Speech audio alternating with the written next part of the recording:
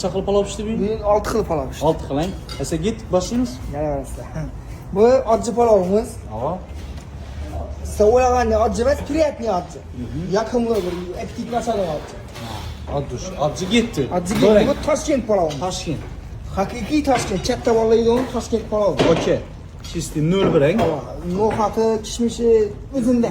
Oddiy.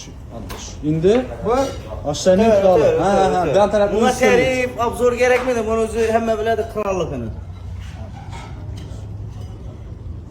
Zig'ir getdi. Keyin bu yoqda bu 62 bu. oho, yashab qo'ynan ya. Bayboy. Qiyma, qora, shetbik, paydan yerlari. Immunitet. Ushuvash. Keyin Bu amirlarning palovi bu.